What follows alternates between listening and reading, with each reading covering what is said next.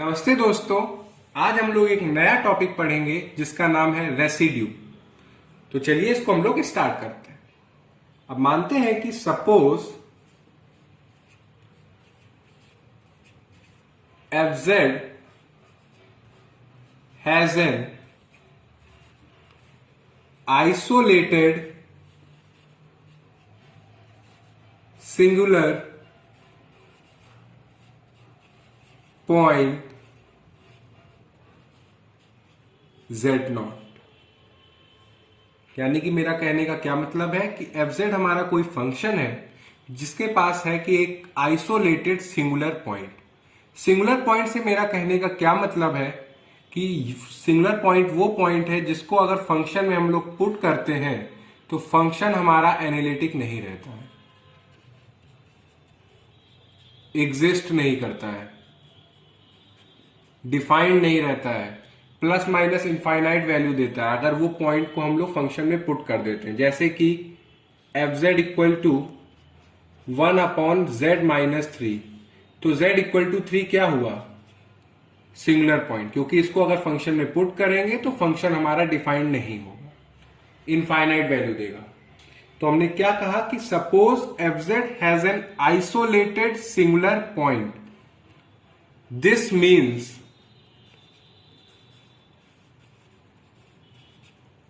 fz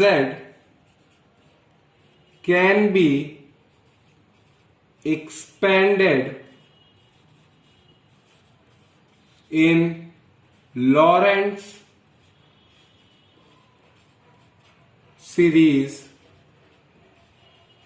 in some deleted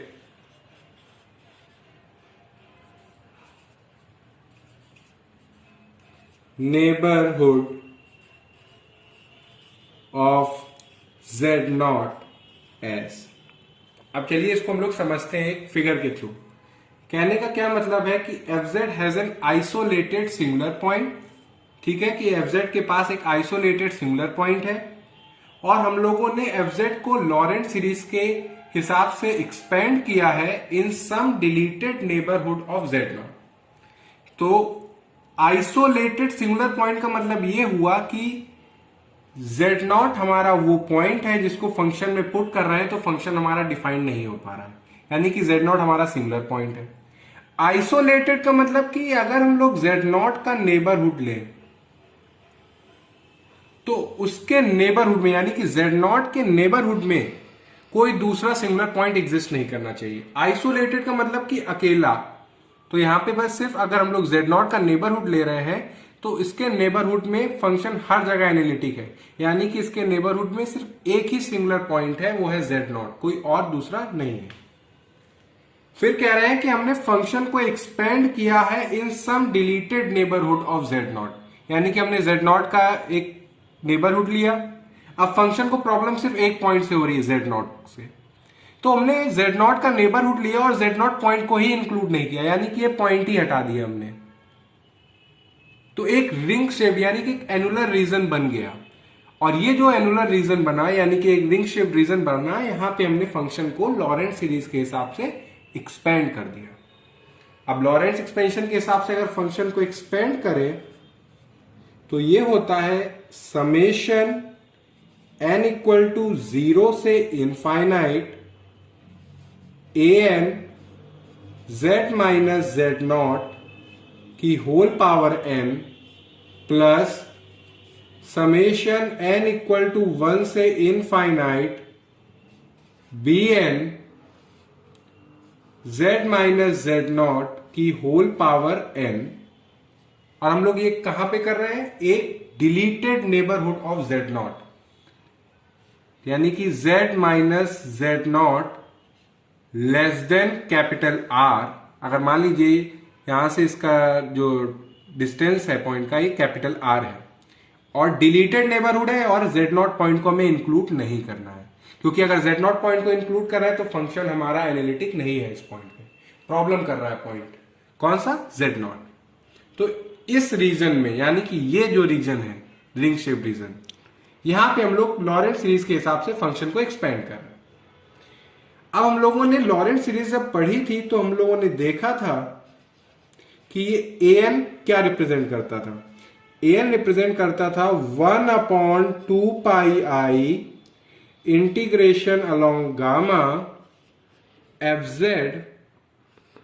Z minus z naught की whole power n plus 1 dz, और n हमारा होता था 0, 1, 2 and so on. And bn क्या होता था? 1/2 pi integration along gamma f z minus z naught की whole power minus n, focus करिए, माइनस n प्लस 1 dz, और n हमारा 1, 2, 3 एंड सो ऑन। ये गामा क्या है? ये जो रिंग शेप्ड रीजन है, यानी कि ये जो एनुलर रीजन है, इसमें हमने गामा एक क्लोज्ड कॉन्टूर लिया, यानी कि एक क्लोज्ड फिगर जो जेड नॉट पॉइंट को इनक्लोज करा, यानी कि जो रिंग शेप्ड रीजन है इसमें हमने एक गामा नाम का एक क्लोज्ड कॉन्टूर लिया जो कि जेड नॉट पॉइंट को कंटेन किए हुए है। इसी के अलावा हम लोग इंटीग्रेट कर रहे हैं, यानी कि अगर इसको हम लिखना चाहें तो लिख सकते हैं where gamma is any positively oriented closed contour interior to the annular domain, यानी कि गामा हमारा पॉजिटिवली ओरिएंटेड क्लोज्ड कॉन्टूर है interior to the annular domain, यानी कि ये जो रिंग शेप्ड रीजन है यहां पे, और रिंग शेप्ड रीजन कौन सा है? Mod z minus z not less than capital R, क्योंकि हमें जेड नॉट पॉइंट इंक्लूड नहीं करना है इसलिए greater than 0, and enclosing the point z not. तो ये सब बताने का मेरा मतलब क्या है कि मेन टॉपिक हम लोगों को स्टार्ट करना था रेसिड्यू। तो अब हम लोग रेसिड्यू जानेंगे कि इसमें रेसिड्यू की कहां भूमिका आती है और रेसिड्यू हमारा क्या है। ये तो हम लोगों ने जाना लॉरेंट के बारे में। अगर आपको लॉरेंट सीरीज पढ़नी है और इसका प्रूफ देखना है कि ए एन बी एन, तो ऊपर आई बटन दिख रही होगी, उस पर क्लिक करके आप उसको जरूर देखिए। चलिए हम लोग अपने फिर से टॉपिक पे वापस आते हैं। तो एफ जेड हमारा, जिसको अगर हम लोग लॉरेंट सीरीज के हिसाब से एक्सपेंड कर रहे थे, तो वो था समेशन n इक्वल टू 0 से infinite a n z minus z naught की whole power n, summation n equal to 1 से infinite b n z minus z naught की होल पावर n। ये हमारा दिया हुआ है। अब इसको थोड़ा सा हम लोग एक्सपेंड करते हैं। वैल्यू पुट करेंगे, जब n की वैल्यू 0 पुट करेंगे तो आएगा a0 और ये 1 हो जाएगा। n की वैल्यू जब 1 पुट करेंगे तो आएगा a1 z minus z not, 2 put करेंगे तो a2 z minus z not का होल स्क्वायर, और ऐसे चलता चला जाएगा। ये तो एक पार्ट हो गया। दूसरा पार्ट, ये यहां पे जब 1 पुट करेंगे तो आएगा b1 z minus z not, b2 z minus z not का होल स्क्वायर। वैसे ही चल रहा है, ये प्रोडक्ट में है। b3 z minus z not का होल क्यूब, और ऐसे चलता चला जाएगा। तो इसको एक क्लोज कर लेते हैं। तो इसमें जो रेसिड्यू है ये क्या है, जरा इसके अब जानते हैं। हमें यहां से कोई प्रॉब्लम नहीं है, और ये फंक्शन का प्रिंसिपल पार्ट है, यानी कि जो एफ जेड है। तो इसमें ये जो टर्म है 1/z माइनस जेड नॉट, ये कोई ऐसा वैसा टर्म नहीं है, इसकी बड़ी पहुंच है, बड़ा नामचीन चीज है ये। और इसको हम लोग यानी कि ये जो कोफिशिएंट होगा इसका, यानी कि कोफिशिएंट, बहुत ध्यान से देखिएगा, coefficient of 1/z minus z not, बहुत ध्यान दीजिए, यानी कि ये जो टर्म है 1/z माइनस जेड नॉट, यानी कि यहां पे डिनोमिनेटर में जो z की पावर है वो 1 है, यानी कि कोफिशिएंट जो होगा 1/z minus z not in Laurent expansion, in Laurent expansion, ये कोई छोटा मोटा चीज नहीं है, इसका जो कोफिशिएंट है इसका बहुत ही नाम है, और ये जो नाम है उसको हम लोग बोलते हैं residue, residue of f z at z not, यानी कि जो 1/z माइनस जेड नॉट है इसका जो कोफिशिएंट है इसी को हम लोग बोलते हैं रेसिड्यू, यानी कि ये जो टर्म है 1/z माइनस जेड नॉट, ये टर्म, इसका जो कोफिशिएंट b1 है इसी को हम लोग बोलते हैं रेसिड्यू। तो फिर से हम बताना चाहेंगे कि रेसिड्यू है क्या। अगर कोई पूछे कि रेसिड्यू क्या है तो हम कहेंगे कि रेसिड्यू ऑफ एफ जेड, किसी फंक्शन का ही हम लोग रेसिड्यू निकालेंगे, और जो पॉइंट होगा वो हमारा सिंगुलर पॉइंट होगा, यानी कि वो पॉइंट जहां पे फंक्शन हमारा एनालिटिक नहीं है, यानी कि residue of f z at z equal to z not, ये कहां पे हम लोग रेसिड्यू निकालेंगे, सिंगुलर पॉइंट पे। तो वो क्या होगा, वो होगा हमारा coefficient, coefficient of 1/z minus z not. फिर से हम आपको बहुत ध्यान से बता दें कि रेसिड्यू हमारा क्या होता है। रेसिड्यू किसी भी फंक्शन का किसी भी पर्टिकुलर पॉइंट पे होता है कोफिशिएंट किसका, 1/z माइनस जेड नॉट का। तो फिर से हम कह रहे हैं कि रेसिड्यू ऑफ एफ जेड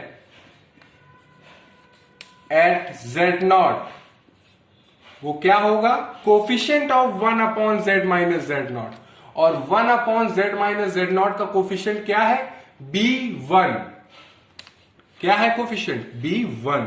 तो ये हमारा है रेसिड्यू, यानी कि b1 जो है, यानी कि जो कोफिशिएंट है 1/z माइनस जेड नॉट का, यही हमारा रेसिड्यू है। अब जरा यहां पे देखिए कि b1 को निकालने के लिए, यानी कि n की वैल्यू अगर हम 1 पुट कर दे तो ये हमारा आएगा 1/2 पाई आई, यानी कि iota gamma f z d Z, ये रहा। तो अगर आपसे कोई पूछे कि रेसिड्यू क्या है तो हम लोग बेसिकली ये कहेंगे कि रेसिड्यू एक हमारा कोफिशिएंट है 1/z माइनस जेड नॉट का। जब हम किसी फंक्शन को लॉरेंट एक्सपेंशन से एक्सपेंड करेंगे तो ये जो टर्म होगा 1/z माइनस जेड नॉट, इसका जो कोफिशिएंट होगा वही हमारा रेसिड्यू होगा, यानी कि रेसिड्यू किसी भी फंक्शन का किसी पर्टिकुलर पॉइंट यानी कि सिंगुलर पॉइंट पे क्या होगा, वो होगा coefficient of 1/z minus z not, और 1/z माइनस जेड नॉट का कोफिशिएंट क्या है, b1, और b1 हमने निकाला अभी लॉरेंट एक्सपेंशन में, देखा डेफिनेशन के अकॉर्डिंग कि जब n की वैल्यू 1 पुट करेंगे तो ये आएगी 1/2 pi i integration along gamma f z d z. तो हम लोग एक चीज तो अब समझ गए कि रेसिड्यू हमारा क्या है। रेसिड्यू बेसिकली हमारा कोफिशिएंट है 1/z माइनस जेड नॉट का, इसका कोफिशिएंट ही हमारा रेसिड्यू कहलाता है। तो इसको हम लोग, बोर्ड छोटा है तो मैं रब करके इससे बहुत ही बेसिक एक एग्जांपल करेंगे जिससे आपको रेसिड्यू की फील आने लगे कि हमारा रेसिड्यू निकलता कैसे है और हम लोग कैसे सॉल्व करेंगे आगे। अब हम लोग इस एग्जांपल से रेसिड्यू का कॉन्सेप्ट बहुत अच्छे से समझेंगे। तो एग्जांपल क्या कह रहा है कि classify the nature of the singularity of the function, यानी कि फंक्शन दिया हुआ है, इसकी सिंगुलैरिटी पूछ रहे हैं कि कौन सी होगी, आइसोलेटेड एसेंशियल, पोल, रिमूवेबल, कौन सी सिंगुलैरिटी होगी। फिर इसके बाद कर रहे हैं कि एंड कंप्यूट द रेसिड्यू, यानी कि इसकी सिंगुलैरिटी निकालने के बाद हम लोगों को क्या निकालना है, रेसिड्यू।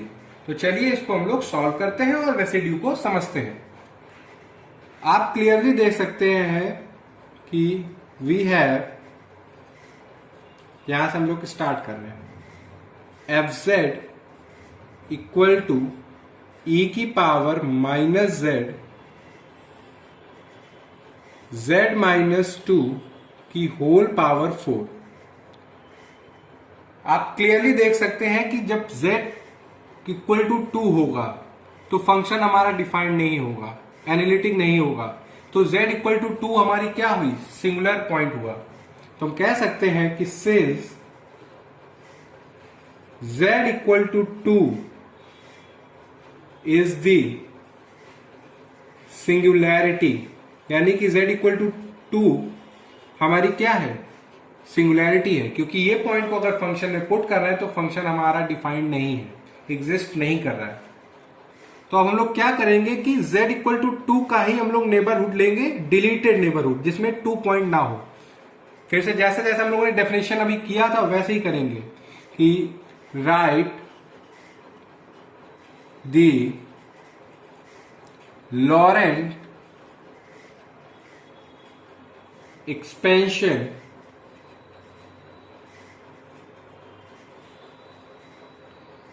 कहां पे, डिलीटेड नेबरहुड ऑफ 2। एक रिंग शेप्ड रीजन लिया यहां पे, इस रीजन में, यानी कि जो रिंग शेप्ड रीजन है वहां पे हम लोग फंक्शन एफ जेड को एक्सपेंड करेंगे अकॉर्डिंग टू लॉरेंट सीरीज। तो देखिए एफ जेड हमारा है e की पावर माइनस जेड,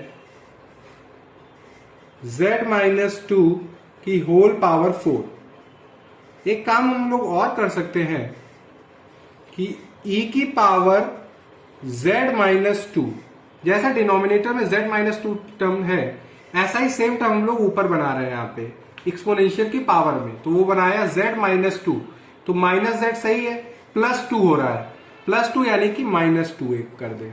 तो यानी कि अब देखेंगे तो माइनस ई की power minus Z plus 2 minus 2, तो प्लस 2 माइनस 2 कैंसिल हो जाएंगे, तो वही एज इट इज टर्म है, z माइनस 2 की होल पावर 4। अब देखिए एफ जेड ई की पावर माइनस 2 हमने बाहर ले लिया, z माइनस 2 की होल पावर, और ये है हमारा e की पावर माइनस जेड माइनस 2। तो ये जो पार्ट है यानी कि e की पावर माइनस जेड माइनस 2, इसको जो एक्सपोनेंशियल एक्सपेंशन हम लोग करने जा रहे हैं, यानी कि e की power minus 2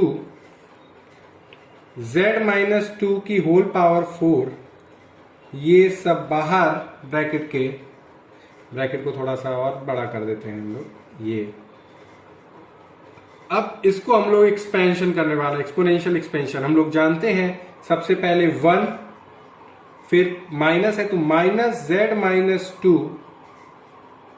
1 factorial plus z minus 2 का whole square 2 factorial minus z minus 3 की whole power 3 factorial plus z minus 4 की whole power 4 factorial minus z minus, देखिए मैंने यहां पे 3 ले लिया जबकि हम लोग z माइनस 2 के अबाउट ही कर रहे हैं, तो ये सब z माइनस 2, z माइनस 2 की होल पावर 5 फैक्टोरियल प्लस ऐसे करते चले जाएंगे, इनफाइनाइट तक पावर बढ़ती चली जाएगी। यहाँ पे इसको थोड़ा सा क्लियर कर दे जिससे आपको समझने में देखने में कंफ्यूजन ना रहे। ये हमारा z-2 z-2, क्योंकि पावर क्या है हमारी z-2, तो वही हमने एक्सपोनेंशियल एक्सपेंशन किया। अब क्या करेंगे हम लोग, ये जो z-2 की होल पावर 4 है इसको अंदर हम लोग स्क्वायर ब्रैकेट के अंदर ले जाते हैं, तो e की पावर -2, तो ये होगा 1 मल्टीप्लाई होगा इसमें z-2 की होल पावर 4।